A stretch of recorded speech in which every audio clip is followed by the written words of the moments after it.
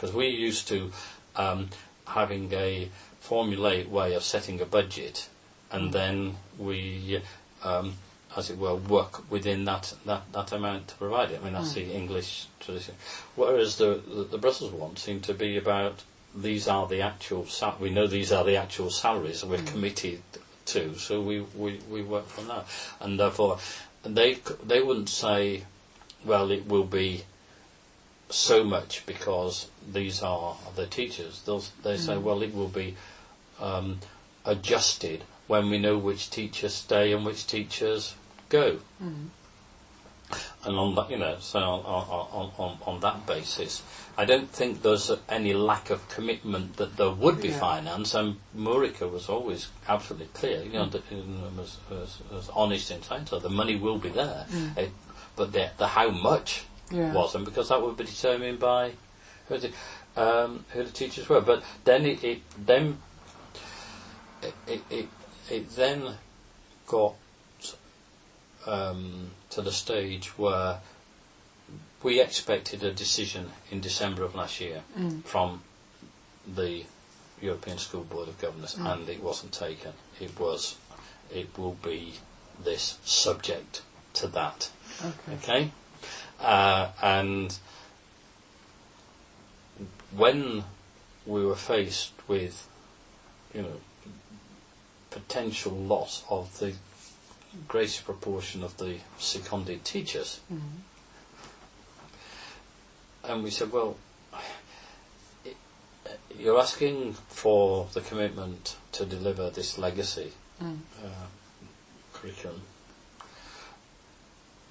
but given the time it takes to recruit teachers, we could not get those guarantee to get those teachers in place for this coming September, this September now, if we didn't have a definite answer from you by the February half term. Even then it was effectively too late. But with best endeavours we could probably recruit to most of the posts, or people would decide to stay. But there was still this question of the acceptance of the liabilities, and Lord Joe quite rightly said, no, I'm sorry, but you put us in an impossible position, so we're going to have to let you go ahead and continue back on your trajectory to closure. Because the English requirements would have asked for you to take liabilities, even if they collected no. See, it was the EU that was it was the European School Board of Governors that were asking for the legally binding assurance on the legacy. Not UK. UK were fine. UK's money was rock solid. There was no provided the EU money was there. But the liability was not for the money, was it? It was for the delivery of that program. It was for delivery. It was for the delivery of that program. Yeah, but you would have to be the binding contract as class, wouldn't you? Yeah. So then, how involved was the department then in this? I'm just trying to understand the English structure behind it. So from the English structure, they were committed to give you a certain amount if you fulfilled certain criteria, but they would not get involved in direct negotiations with the EU. It would be through you, or through class. No. I see where you're going from.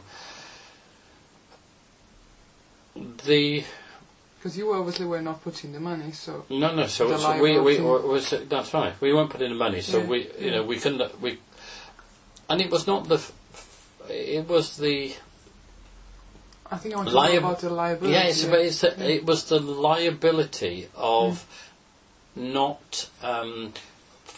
That I think that the EU feared, or the European School Board of Governors felt, that the curriculum would that a parent would wish to take civil action through the courts for the failure